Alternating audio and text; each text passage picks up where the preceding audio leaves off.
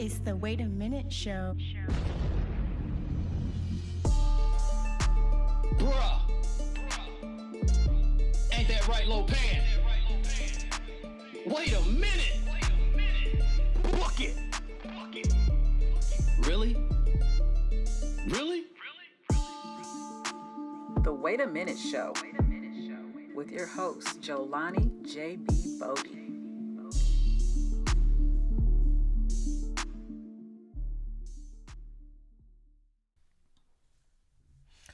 Ladies and gentlemen, what is up? What is up? What is up? It is your man, Jelani J.B. Bodie, host of this thing called The Wait a Minute Show, and I'm back again to give you another sports fix here on a special weekend, special NFL weekend. It is Super Bowl weekend, ladies and gentlemen. Yes, this is the day before the Super Bowl goes down. Rams versus Bengals. I don't need to hype this up. I don't need to talk about it any more than what it has already been talked about. It has been talked about ad nauseum, so I don't have to hype it up.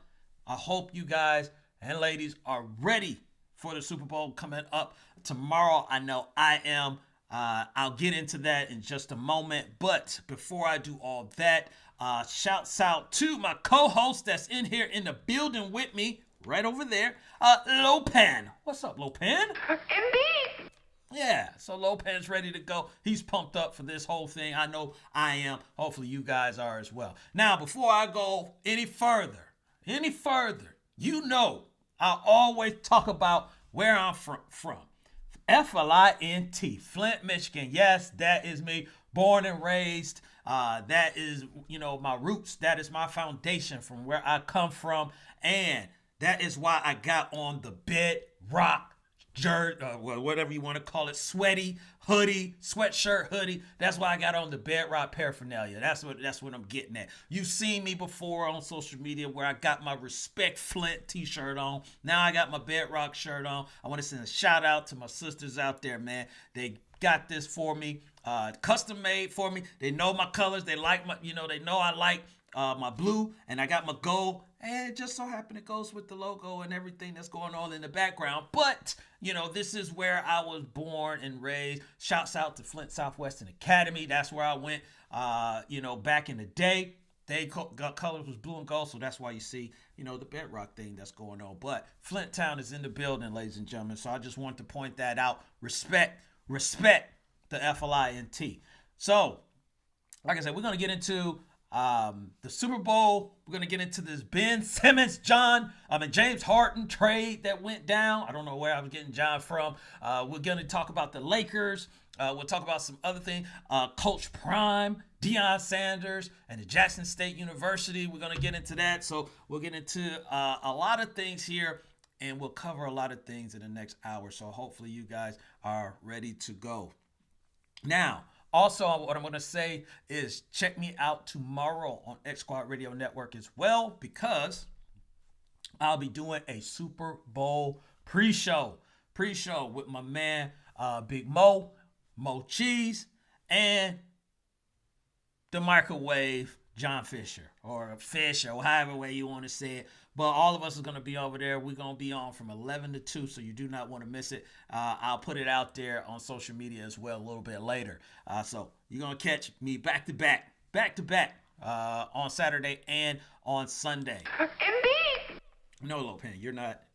Me, not you. You do what you're going to do tomorrow. But me, I'll be on another show talking sports. Speaking of sports, let's go ahead and get into it right now. Ladies and gentlemen, it is the Super Bowl. It is right around the cusp. We are less than 24 hours away from the Cincinnati Bengals taking on the Los Angeles Rams. So I've been talking about this for the past 2 weeks. I've been telling you I was going to give you my pick. We are at that point now, so I am going to give you my pick for the Super Bowl. But before I do that, let me give you my last things that I want to talk about with this matchup that's coming up tomorrow. And it's plain and simple. Look, X and O's and all that stuff, at this point, throw it out the window. And I'm not saying just throw it out the window, but what I'm getting at is that this is about winning right now. however way that you can do it, however way you can get it done. This is about winning the game. And both of these teams, how they have gotten here is just winning the game. Both sides have had struggles during the regular season. Both have had some challenges during the postseason, but they got over the hump and they just won. Now, Los Angeles Rams, we already know this is an all-in team right here. You did everything you could possibly do to get to this point, and it has gotten you to this point literally. You have had an amazing performance by Cooper Kupp this year. You have had the addition of Matthew Stafford, getting a trade for him. Not only did you trade for Von Miller, then you go out there and you get Odell Beckham. You have really, really, really pushed everything in on this season, and at this point, it has paid off. The Cincinnati Bengals, man, look, Joe Burrow, I'm going to say it again. I have said it before, but I'm going to say it again. I got egg all over my face when it came to Joe Burrow. I was completely wrong about this guy. I didn't think he was bad. I didn't think he was a bust or anything like that, but where I got my egg on the face is that, where he should have, been drafted. I had some question marks because he had the 1 year, at LSU, although it was a great year. But he proved not everybody, he proved me wrong and what I was saying about him, where I didn't think he was bad. I just thought maybe in the first overall pick, maybe it should have went somewhere else. And I was completely wrong on that. And I do not have a problem when I'm wrong about something. This guy came in his rookie year. He showed some promise, got hurt, but in true fashion, as a guy who has that it factor, you see it. You saw it even last year, but you saw it this year as well. He came back, from the injury, and this guy has never seemed to fold under pressure. And you see it, and it grows, and it is. It goes throughout the team because they believe. And there is something to be said when you have a quarterback, someone like Joe Burrow, that comes in, calms everything, and have the swag that he has and the confidence that he has that does something for a team. Not to mention, they got some first-round picks as well, and Joe Mixon has, had a heck of a year and all that stuff. A lot of things. And this is the thing about getting into the Super Bowl, okay? There are very few teams that just are put together to make long, extensive runs. That's just not what the Super Bowl is. This is things, everything has come together. This is things, some luck has fell on your side. This is some things where, people are having career years and everybody is in sync. And that is what Joe Burrow has brought to the Cincinnati Bengals team. They have overcome all the challenges that they have been presented with. So you can't take them lightly going into this matchup. You beat the Kansas City Chiefs. You beat the Tennessee Titans. They beat the Raiders. All of this where Joe was learning on the job going into the playoffs. We've seen where quarterbacks have learned, the hard way. They lose and then they come back and they learn from their mistakes. So far, Joe hasn't made those mistakes that have cost him. Jamar Chase, what can you say about this? This guy was off for an entire year because he sat out for COVID. And he told everybody, look, I'm going to be good, okay? I'm going to be all right. I don't need that little year at LSU. I'm going to come to the league. He got drafted 5th overall, and he started giving people the business. And he won Offensive Rookie of the Year as well. So, again, mix that with the Mixon, Joe Mixon, T. Higgins. I don't know if they're going to have CJ at the tight end position. He may play. It seems like he's going to play, but how much of it, that you're going to get from him is the question mark. O-line, we talked about the O-line.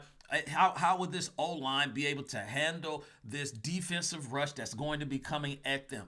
They are salivating. Von Miller, he now has another opportunity of getting a second Super Bowl ring. Aaron Donald, this is what has been avoiding him for the past few years, and they went to the Super Bowl before, so he got that bad taste in his mouth. He does not want to leave and go home, literally, because this is a home game for them. Does not literally want to go home with another bad taste in his mouth and not having a Super Bowl ring placed on his fingers. So how is the offense, the line play? Line play. I think we're going to get excellent play from the wide receivers, all of them. Odell Beckham, Kupp, Van Jefferson, like I said, T. Higgins and Jamar Chase, and I think wide receivers is not going to be too much of a problem. The running game, I think it's going to start out slow, and I think it's going to take halftime and some adjustments where things, kind of kick off. You'll have some, some nervous energy there, and it'll probably be some big plays, one or two here in this mix. But at the end of the day, this thing is going to come down to quarterback play. It's going to come back down to the quarterback play. It's going to come down to who makes the least mistakes. Now, Matthew Stafford, he has overcome some of his mistakes where it was, the next game sometimes where he got him in trouble, and that old Matthew Stafford, showed up. But speaking of believing, like I was talking about with Joe Burrow, this team also believes in Matthew Stafford. They believe he was the missing piece that, and it looks like it at this point, they have gotten them to the place that they are now. So there's too many storylines. We could talk about the Super Bowl for another hour, covering everything. But at the end of the day, 3 factors. 1, quarterback play, who makes the least mistake. 2, coaching. Sean McVay, I would definitely say he has the coaching advantage, being that he's been here, before. And number 3, just limiting big plays. Limiting big plays, because there's going to be some big play, in there. Now, I will say this last thing before I make my pick, okay? The one thing that is different, other than, some people that's on the roster for the Rams, the one thing that is different for the Rams this year is running back. And what I mean by that is that when they went to the Super Bowl last time here in Atlanta, they were really trying to cover up whatever was going on with Todd Gurley. Todd Gurley was not 100%. They played this little game like, that they were just trying to save him, for the Super Bowl. And then the Super Bowl comes around and they still, not using him. So for me, Cam Akers is not still 100%, but I think he's in a better position physically than what Todd Gurley was. And you got a better 1-2 punch with him and Sony Michel. So they're not going to be limited, I think, at the running game as far as like where they got to, hide a guy or anything like that. And that's not a knock on Todd Gurley. Injury is an injury. He went out there and he tried to play. He tried to give you what he had. You can't fault a guy for that. He could have easily just sat out, and then that really would have, changed how, well, they still lost, but that still really would have changed how their gameplay could have been during that Super Bowl. So they don't have to worry about that this year. So it's the time where I got to pick make my pick. And it's not easy. It's not easy. It's nowhere near easy. But I am going to pick the LA Rams to beat the Cincinnati Bengals in the Super Bowl. And I'm going to say it's going to be 27-21. Rams wins this thing. I think Joe Burrow gets his opportunity to play hero at the end, and they just run out of time. But 27-21, and this run that the Bengals are on and Joe Burrow on, I think it comes up just a little short. He could prove me wrong once again, because he has been proving people wrong at every level so far this postseason. And those guys are not going to give up on him at all. They're not going to give up on him at all. So this thing's going down to the end, and I hope it does. I do not want to blow out at all, because I'm going to be up too late, all right? Let me just say that. I'm going to be up way too late, past my bedtime, watching this game, and I am not trying to see a blowout. Indeed. Thank you, Lopan. So there's my pick. I'm going to pick the LA Rams, and we'll see what happens and see if I am right. So you're listening and watching the Wait a Minute Show here on the YouTube channel. Make sure if you haven't already that you are liking and subscribing to this channel. Make your comments out there, but also share it on your social media pages as well. Turn on those notifications so you can always get notified when we put a new episode out. Now, let's move on from the Super Bowl, big time event, to a big time announcement that happened earlier this week, and that is the Brooklyn Nets and the Philadelphia 76ers have gotten together and said, let's make a trade. Surprisingly, I did not think James Harden was going to get traded. I thought he was going to finish out the year with the Brooklyn Nets. But I guess some things have transpired that we didn't know that was going on behind the scenes. There's rumors out there that, KD and Kyrie and, they all weren't hanging out and all this stuff. But regardless, there's something there. Harden wanted out, okay? We know that factual.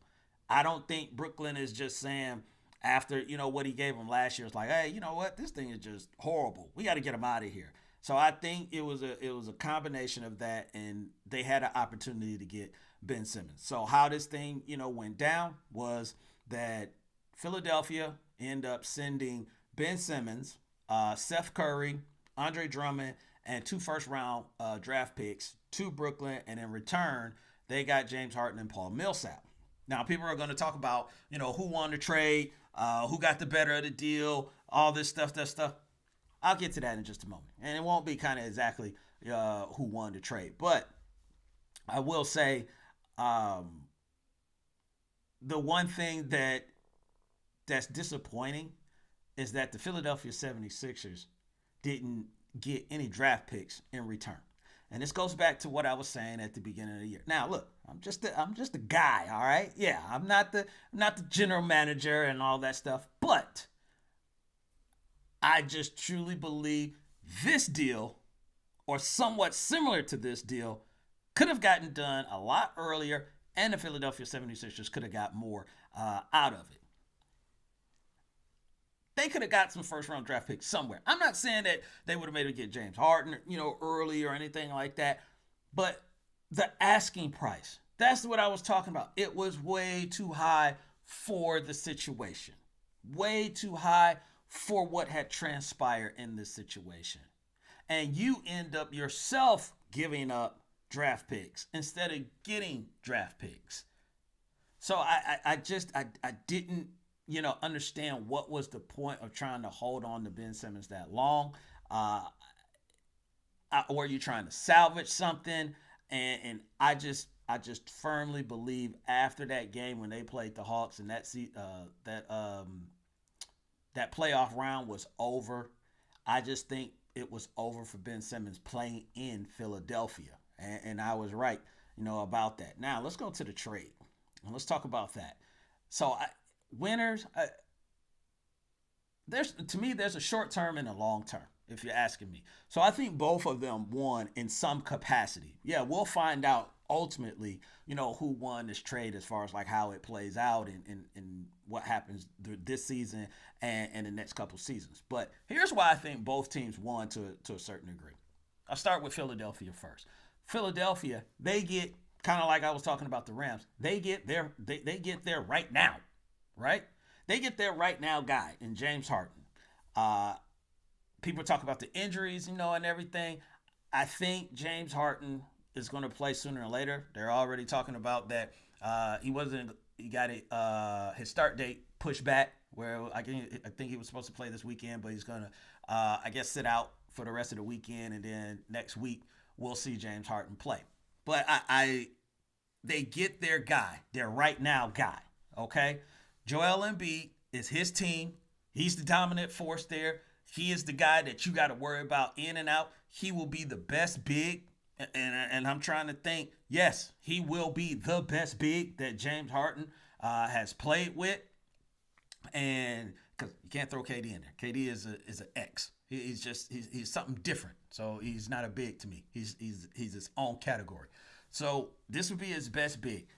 He will be able to do that facilitation that I was talking about. He will be able to throw that low on the Joel Embiid and then just come in to help. The thing that I didn't like, about it, about the trade, where I think that Philadelphia lost more than anything, it was, and I I'm sure they were trying to keep Seth Curry, but I would not have wanted to part with Seth Curry. That's probably was the deal breaker right there. They're probably like, if you're not including Seth, we're not doing the deal. Seth Curry would be, a key piece in this whole thing, because here's the thing. You got, like I said, Joel Embiid, he can play outside, but he plays the inside. He, commands a lot of attention. Then you got, Harden that creates. He can get his own shot. He can pull up.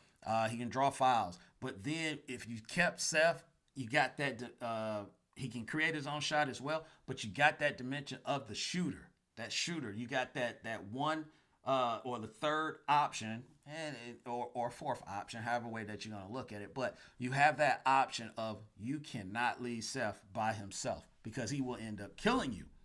So I think they lost in that aspect, but overall, they got what they want. They want to try and win now, and we'll see what happens. Now, on the Brooklyn side, yeah, I think they took a step back, losing James, because you got Kyrie, but he's only going to play on the road right now. And that's how I'm looking at it. I don't see anything changing, so I'm going to look at it as for what it is right now. So you're going to have a guy in Ben Simmons that's going to come in, another facilitator. He's going to play defense. We already know this is KD team, but long term, Ben is only 25.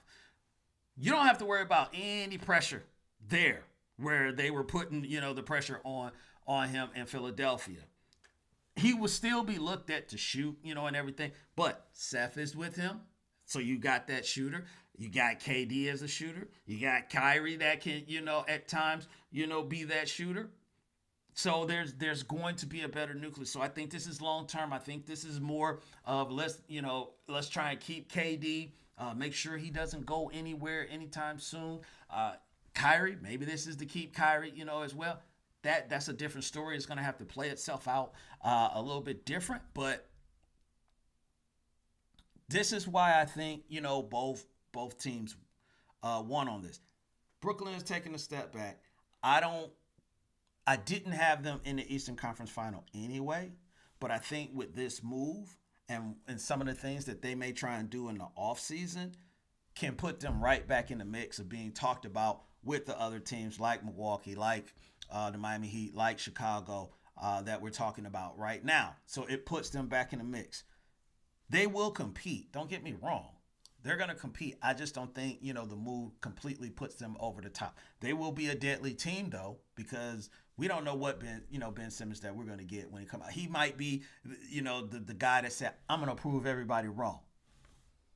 That's just a wait and see. But I think long term, the Nets won. Right now, Philadelphia won that. So that's my, my thoughts, on it. And it's just, it's good that it's over. That's how I am. I'm glad that it's over, because now we can just watch basketball and just talk about what happens on the court, and we don't have to talk about what's happening off the court. Easy, easy, easy. Now, some things happening on the court and off the court, I guess you could say both measures, was the Portland Trail Blazers. And the Portland Trail Blazers has basically said they're starting over, or they're trying to do a restart. I don't want to use the word rebuild, because I don't think that's what they're, implying that they're trying to do. But restart, re-up, whatever you want to call it. Earlier, they traded Norman Powell and Robert Covington to the Clippers. Now, this deal with CJ going to the Pelicans, CJ McCollum going to the Pelicans. And I'm looking at the Portland Trail Blazers, and I'm like, okay, is there any criticism that should come from, these moves that they're making? Because obviously they're trying to get rid of guys because they don't feel that they can compete. They don't feel that they can win a championship with the guys that they, had on this team. Had they would still, be there. They figured we got to do something else different. Portland, very talented team. I've always liked Portland. It's just there's so much talent in the Western Conference, is that some teams that, as talented as they may be, some of the other teams are just that more talented, and you got to make these moves. Now, it looks like Dame is going to, well, he already is the what am I trying to say, Lopan? Dame is already the centerpiece. Thank you. Dame is already the centerpiece of this thing. He's going to be even further the centerpiece. Now, this may be looked at, as a following year because now they're clearing cap space and they're going to be able to go after free agents. What scares me, though, is that will you really be able to secure those free agents that become available this offseason? Because I don't recall just a plethora of primetime, players and everything going to Portland to play ball. Portland has great fans. I have someone I know that used to play professional basketball, in Portland. So I know about the fans. I know about the support, that they provide there, for the team. It's a great city to play for. But it's not always just that, Again, are they going to be able to compete with some of the other teams that's in the Western Conference? Because you got to think, we're going to be talking about the Lakers here in just a moment. You got to think the Lakers will probably be in the mix as well with some moves because they didn't do anything, up until the trade deadline, which we'll be talking about in a moment. You got to be looking at players that may be willing to take less money to play on, a more talented team. Those are the challenges that you have in the Western Conference. We ain't even getting to the talent, part yet. But they got some plan, they got some formula. I'm sad that CJ had to go. Unfortunately, it's the business side. I know he understands that. He'll go to New Orleans and he'll do well and he'll play well for them. This thing, they tried to work it out. Did the franchise fail? I wouldn't say that they failed. I would just say they came up short in some of the things that they were trying to do with that team. They had some really talented guys, on there, just couldn't get the job done. I'm just glad that it didn't, play out to where people started blaming, Dame and everything because they were everybody was really getting ready to get on Dame, had he left. And it's just like then the team goes and do this and start, replacing players and trading players, and all this. But ain't nobody saying that. Ain't nobody saying nothing about that. It's a business side. The same way. But Portland's going to try and re-up. I think that's what they're going to be trying to do. They're going to try and re-up. And this offseason, main thing is to get those free agents to try and compete. If they get those free agents and you put them with Dame, it's going to be some problems, some additional problems in the West for some of these teams. I just don't know if they can do that and pull that off in the Western Conference. So this is the Wait a Minute Show with your man, Jelani JB Bodie. We're talking sports here. We got a big Super Bowl coming up. And I'm out here in my Bedrock t-shirt, man. So, again, appreciate my sisters for getting me the shirt. This is one of my new favorite things to wear. I'm gonna be wearing this a little bit often because here in Atlanta it's about to turn up and get a little hot. Indeed.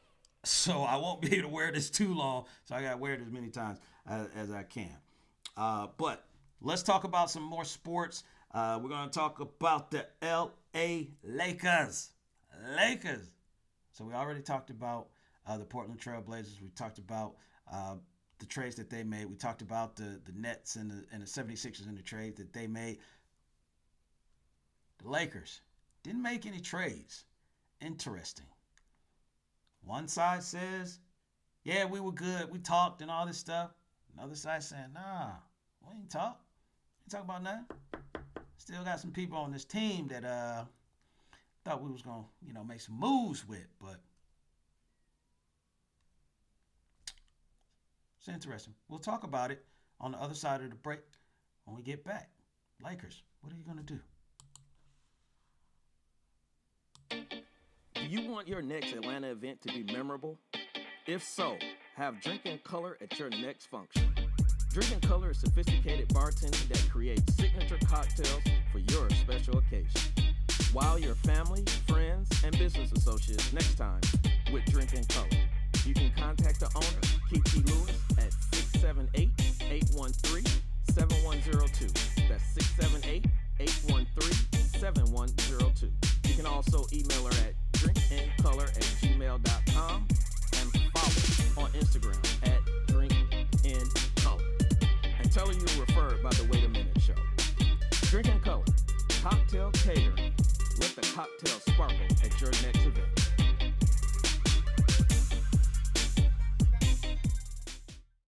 Do you like making an impression? Who doesn't? Well, when you want to dress to impress for less, check out Rail Scott at Prime Ties to Go on Facebook and Instagram. Quality accessories for men and women at low, counted low prices. Everything from ties, bow ties, watches, bracelet, earrings to pocketbooks. Don't miss out. Check out Rail Scott, the owner, at Prime Ties to Go. That's Prime Ties, the number 2, Go, on Facebook and Instagram.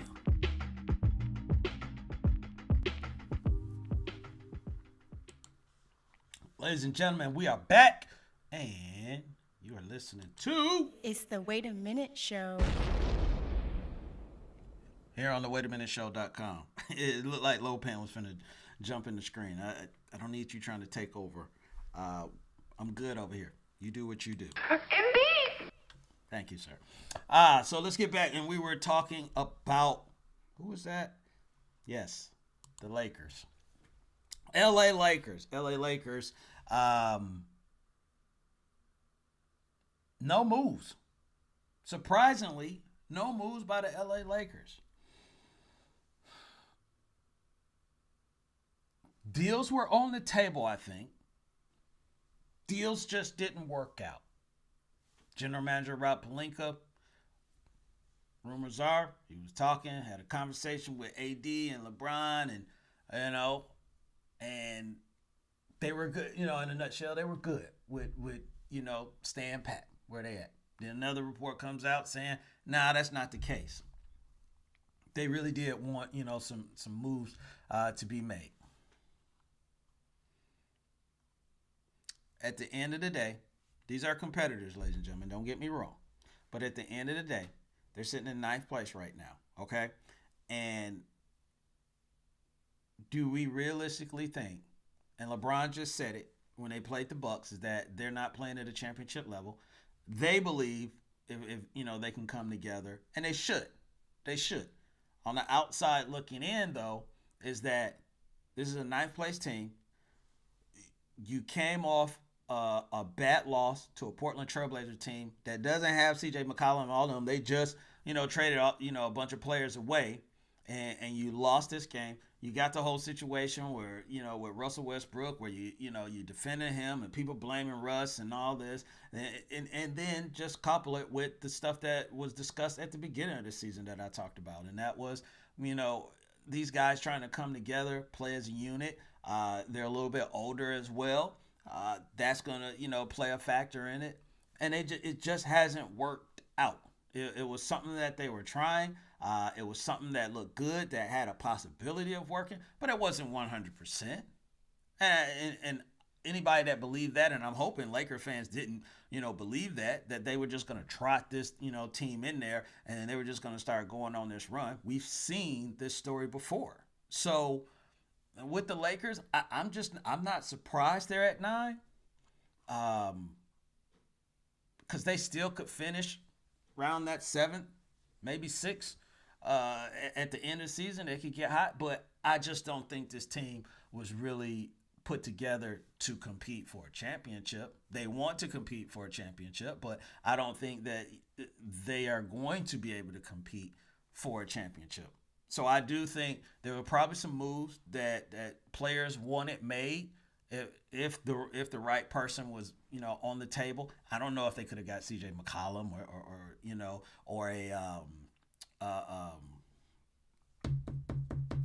what's my guy's name that was in Indiana? Sabonis. I don't know if they could have got a Sabonis. Sacramento did. I don't know if there was some other team. Clippers got Covington and Powell. You got to think, some of these deals that was getting done that the Lakers might could get one of them. I don't know what was on the table, but I don't want Lakers fans to, well, I don't want them coming at me and being mad, but it is what it is. This team had question marks. This team was going to have struggles. This team, as it was put together, it was not put together as to be this juggernaut. I told people before that Golden State was on their way back. Phoenix has continued to do well, like they picking up where they left off last year. So they were already in some troubling times. And then you couple that with injuries and everything. This is where we are. And to me, this is where we're going to stay. Who said that? Bill Parcells? You are what your records say you are? When LeBron and them, and they were doing well and, in LA, but then, when he was with Miami or Cleveland, when they were in first place, it was a reason they were in first place. There was a reason they were in the top 2, top 3, in the conference. They were, because the pieces were working. It's just the pieces are not working right now. And they're probably going to have to go back to the drawing board once again and readjust those pieces. So that's why I'm kind of surprised like that no moves, were made by the Lakers to at least try and, do something. Because if they make the playoffs, good. I just don't see them getting too far, out of there because they still have the same challenges that they had, Don't come after me, Lakers fans. Don't come after me. Coaches. So we always talk about who's the best, player. Who's the, top 5, our top 5, players. Top 5 teams, Hall of Fame, all that, that we talk about. We talk about that, all the time. And I'm over here multitasking if you haven't figured it out. But we talk about that all the time.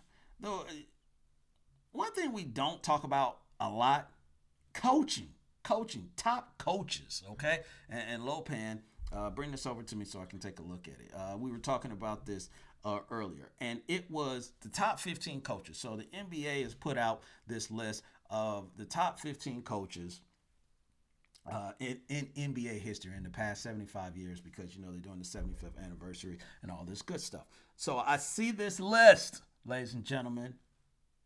Me personally, I have some problems with it, okay? I got a few problems with it. The first one, it's not a problem.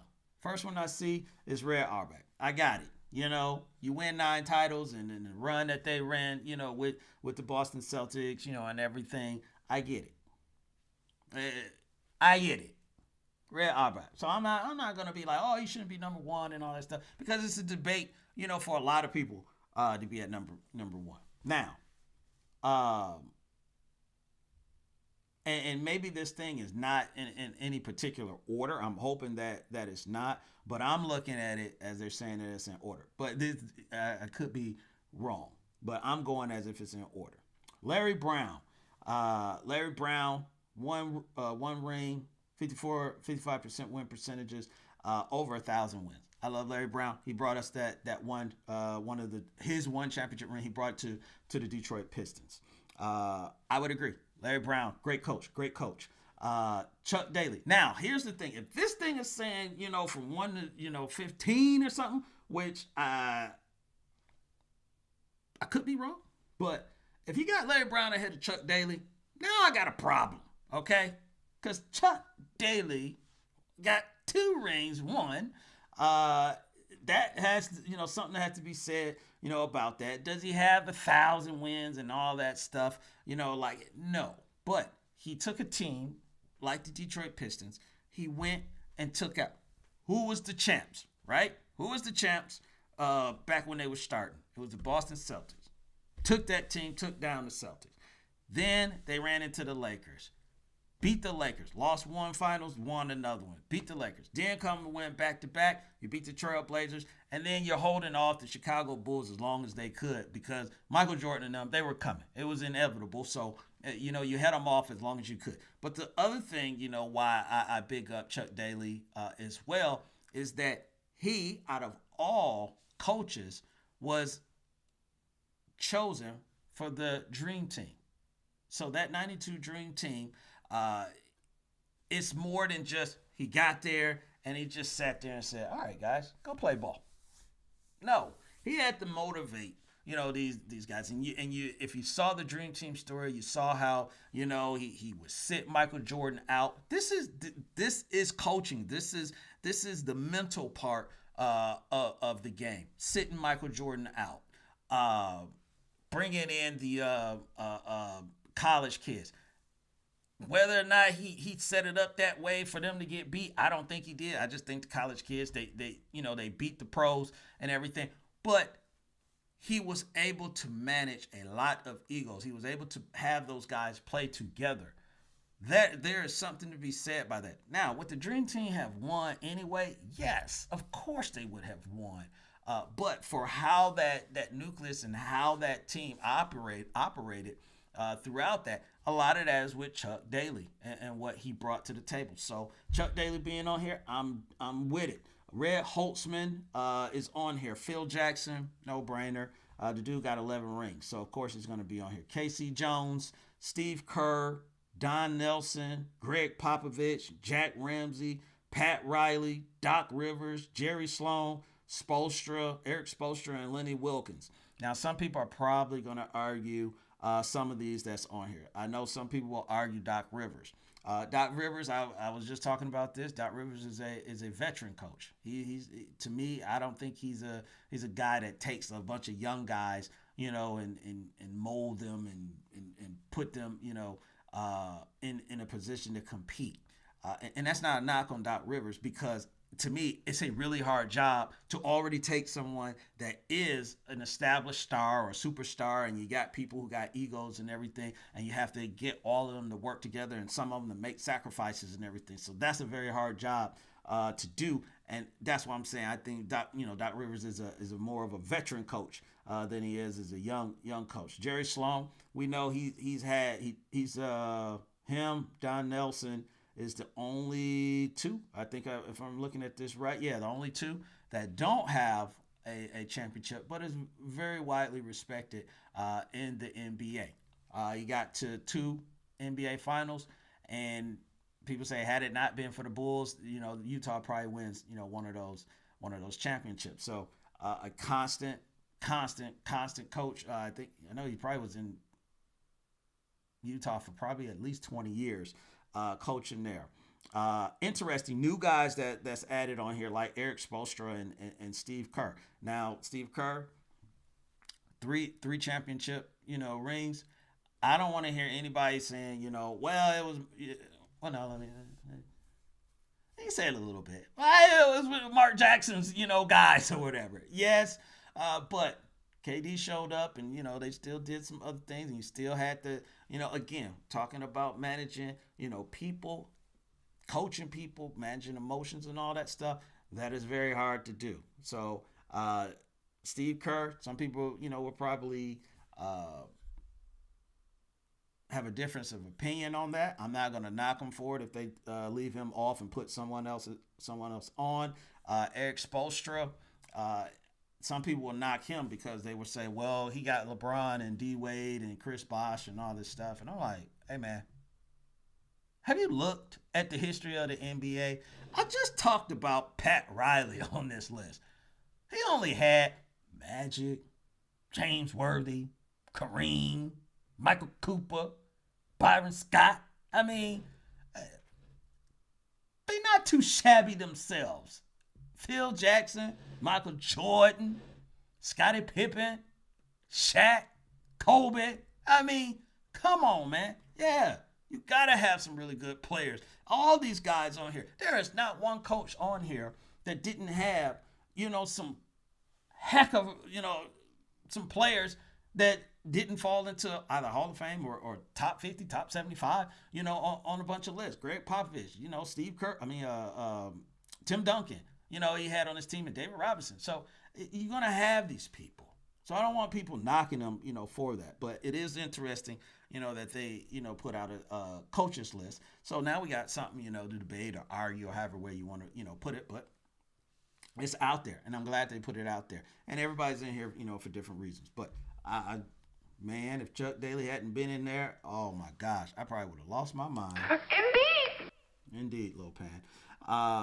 So let's get, off of that and the coaches, and we're going to touch a little bit on college football. So, no, we're not talking about Alabama. We're not talking about Georgia and everything. We're going to talk about Jackson State University. So I saw this article basically that Jackson State is pulling out of the Heritage Classic that they were doing. They still have 3 years left, in that deal, but they said we're going to go ahead and move on from that, and they're going to another. I think it's the Bayou Classic. I could be wrong. It's in Birmingham, or the SWAC Classic, but the name slips my mind right now. But more than anything, this is an event that Jackson State was in for years, decades, if you will, and we know Deion Sanders has come into Jackson State and he has changed some things around in the university, but also just in the conference itself.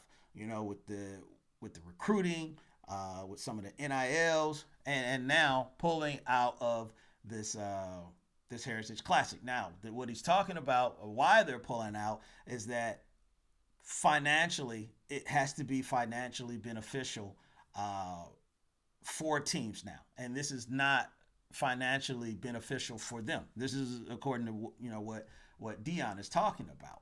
And over the past, what is it? It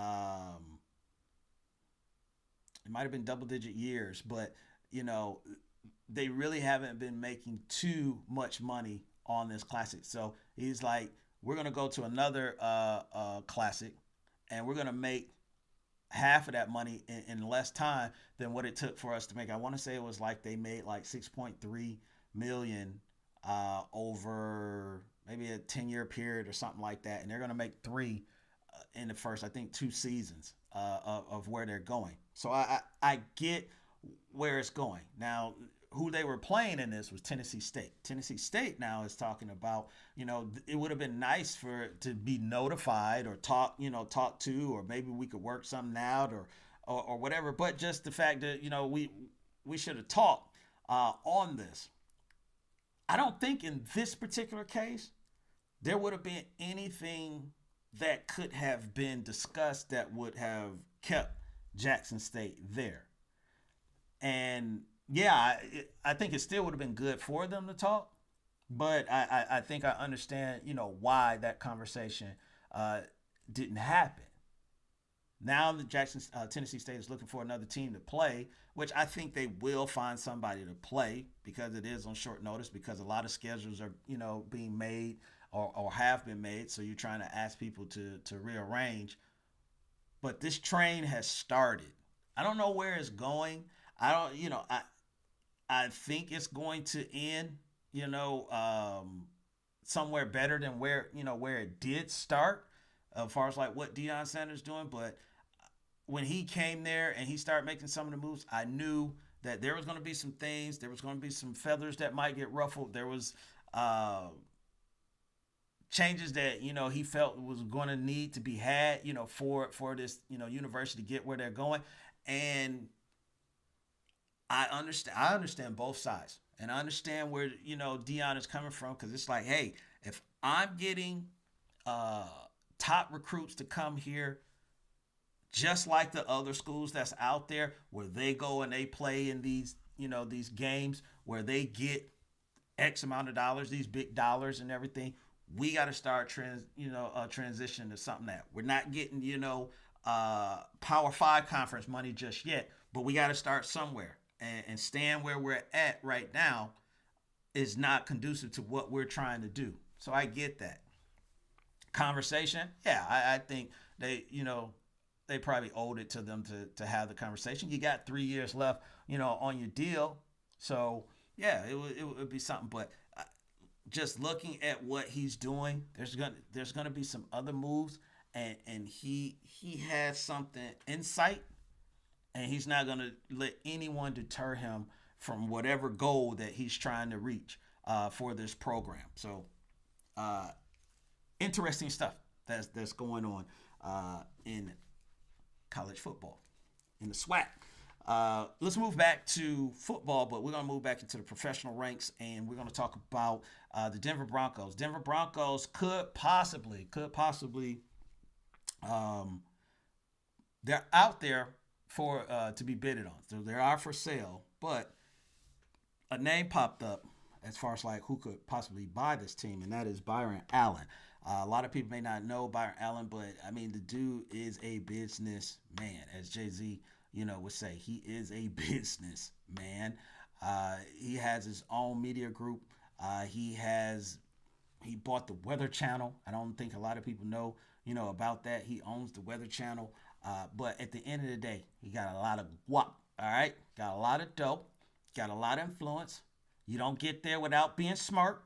And now the opportunity may come about where he has an opportunity to purchase the Denver Broncos, and he's looking into it. Now, if he does do this, he would be the first majority owner of an NFL franchise being an African American. So obviously, this is going to be catching a lot of eyes right now. I'm not saying that it's going to happen. I'm not saying that it's not going to happen. But I am looking at this as far as like, what's the possibility? What challenges? I think that's the biggest thing. What challenges will be faced? Because the one thing not anything, but the one thing with 31 other billionaires is that there's a hierarchy, and there is you got your top owners where it's an exclusive group where they talk about hey, this is what we gonna do, man. But then you got the other levels, and all of them are on one accord when it's somebody else coming in, because they don't want someone to come in and what they got going on, try and change stuff too much. They're comfortable with, the way things, operate. And I think with Byron Allen coming in, he is not going to be, just playing the game with y'all. I'm not going to just sit right here and say, you know what? I'm just here so I don't get fined.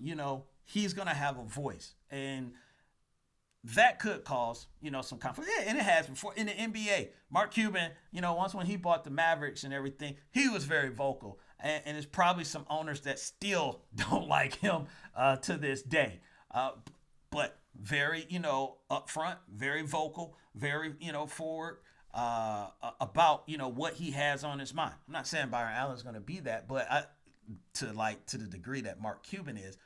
But coming in, I think you have to be like that. I think you have to, establish yourself. Not that you're just coming in and saying that everybody needs to listen to me or you're not going to silence me, but you do need to let these owners know, if you do buy this team, that you will be involved, and you're not just along, for the ride. And I think that's what he would be.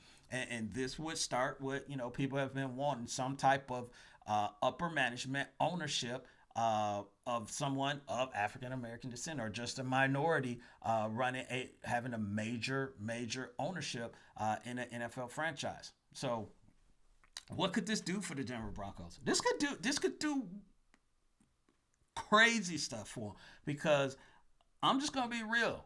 I'm gonna be real with y'all right now. If he's running the show, Denver will be a place that players will at least take a look at. Players have already done that, but I think this will increase players taking a look at Denver, saying, you know what? Let me see what this is about. Let me see what, everything that's going on there. And this would be a major move. So I don't know who the other players are, in this that could be trying to get or bid for the Denver Broncos, but it's very, very, very eye-opening, and it's an opportunity. It's a possibility.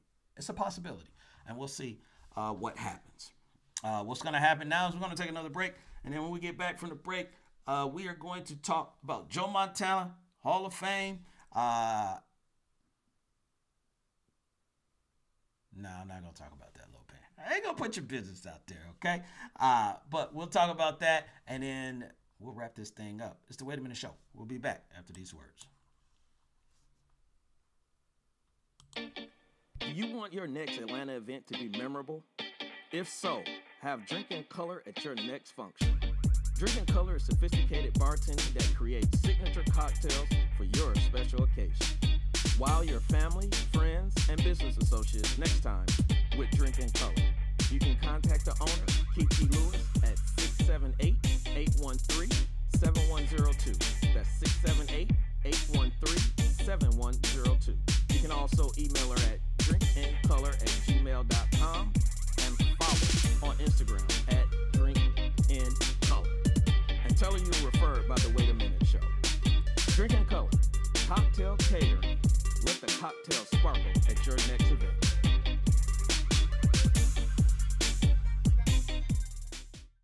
Do you like making an impression? Who doesn't? Well, when you want to dress to impress for less, check out Rail Scott at Prime Ties to Go on Facebook and Instagram. Quality accessories for men and women at low, counted low prices. Everything from ties, bow ties, watches, bracelet, earrings to pocketbooks. Don't miss out. Check out Rail Scott, the owner, at Prime Ties to Go. That's Prime Ties, the number 2, Go, on Facebook and Instagram.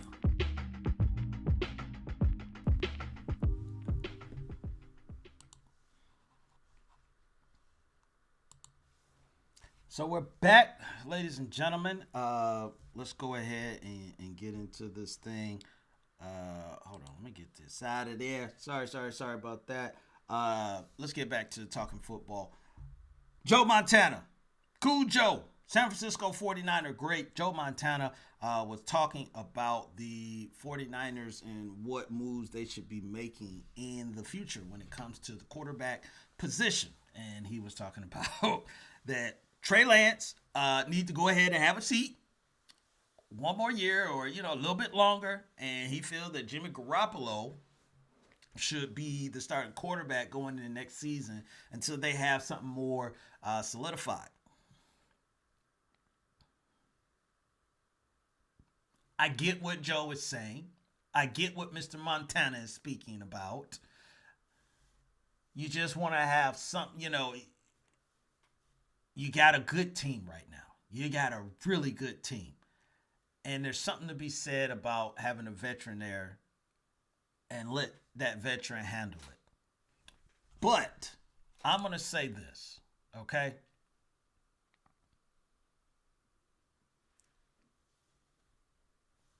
Kyle Shanahan and John Lynch, I just think that you got this guy in Trey Lance, and they see something that might be missing from everybody. I think this first year was great for him just to sit.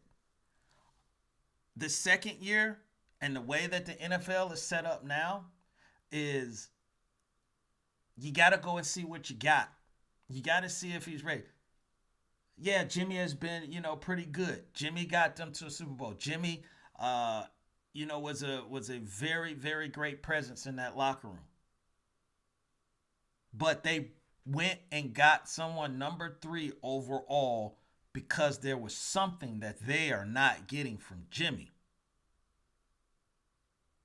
That is a fact. There is something that they feel is missing that Jimmy Garoppolo is not giving them. Because if that is the case, if he was giving them exactly what they needed or enough of what they needed, they would have went with that number 3 overall pick on something else.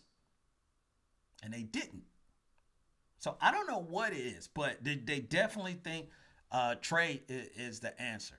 And with these other quarterbacks, when you look at somebody like Joe Burrow, when you look at somebody like Justin Herbert, when you look at somebody, and it's probably not fair to say Pat Mahomes, he sat out, for almost the first year because he had Alex Smith, and then it turned out all right for him. And I'm not saying Trey Lance is Pat Mahomes, but what I am saying is that these quarterbacks that are coming out, they're not wasting any time anymore with them. And you got a young crop that's coming in that is doing very well. Lamar came in halfway through the season, and you saw he end up winning the MVP the following year. So something with the San Francisco 49ers with Trey Lance that they're seeing, something. Now, if they don't think, I do think if Kyle and them don't think he's ready, yeah, they're not going to trade Jimmy. They're going to, want one more year. I don't think they're in a rush, right now. I think if a trade is made, it's going to be somewhere in April or May or, for what they're going to do, with Jimmy at this point. But I do think that they feel that he can offer them something that Jimmy can't. Now, if Jimmy is there, then I will, say, you know what, Joe Montana was on to something. Because if Jimmy is there, then there's a big question mark about Trey, as far as is he picking up the offense, or is he mature enough, or is he just needing a little bit more time? Is, whatever. There's something there. Yeah, if Jimmy is there, I don't think it's just. There's something major, but I do think they're going to go ahead and roll Trey out there and see, what they can do. But it's Joe Montana, man. You got to listen to him, man. He knows a little thing, about quarterbacking. Another thing he knows about as well is the Hall of Fame. Hall of Fame, ladies and gentlemen. So Hall of Fame has been announced. Let me go through some people that is on here. Richard Seymour. Not Sherman, Richard Seymour, Tony Baselli, Leroy Butler, Bryant Young, Sam Mills, Dick Vermeil, Art Morelli, and Cliff Branch all made the Hall of Fame. And this is a tremendous accomplishment. It's always going to be somebody that's left off. But the thing I really wanted to point out, it was great the way that the NFL did the notifications this year, because Hall of Fame president, he's retiring. So I thought someone would be taking over, going to people's houses and visit them and everything. Didn't, pan out like that. I like the way they did it. They took former players who are in the Hall of Fame. So, case in point, Ty Law, University of Michigan. Yeah, go Wolverines. He wore his gold jacket, and all the guys were wearing their gold jacket, but he wore his gold jacket, went to Richard Seymour House because he played with him in New England to announce that he had made it to the Hall of Fame. That is a great way to bring someone into the Hall of Fame. Kurt Warner, they went out to the woods somewhere. I don't know where Dick Vermeil was, but they went to the woods to Dick Vermeil's house. Dick Vermeil, he's going to cry. And he cried, after they let him know. And it just went on and on and on. Charles Haley went to Bryant Young's house. Anthony Munoz went to Tony Baselli's house. Charles Woodson went to Leroy Butler's, house. So I like the way that they did this new, bringing in the new crop of Hall of Famers and letting them know, like, hey, you made it. Because you had your peers, for the most part, other than probably Kurt Warner, but you had your peers make this announcement, and it makes it even more special. So I like the transition that they did. Shouts out to all the people that did make the Hall of Fame, and we'll be talking about Hall of Fame speeches, but also we'll be talking about the Super Bowl coming up tomorrow, ladies and gentlemen. So Wednesday on X Squad Radio Network, I'll be on there. I'll be talking about how the Super Bowl played out. If I was right, if I was wrong, what could have happened, what should have happened, how it happened, where it happened. Halftime show, let's not forget that. That's going to be something big time and major. And last thing, but not least, tomorrow, your boy, I'm going to put it out on social media, man, but your boy is going to be doing a pre-Super Bowl show from 11 to 2.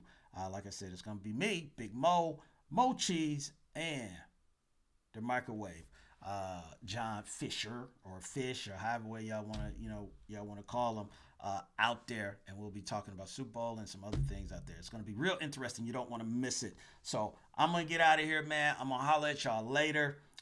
Normally I tell Lopan to kick the music, but we're not going to kick the music.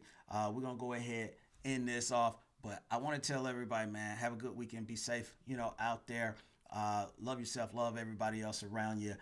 And I'll holler at y'all later. The Wait a Minute Show. Two things as always.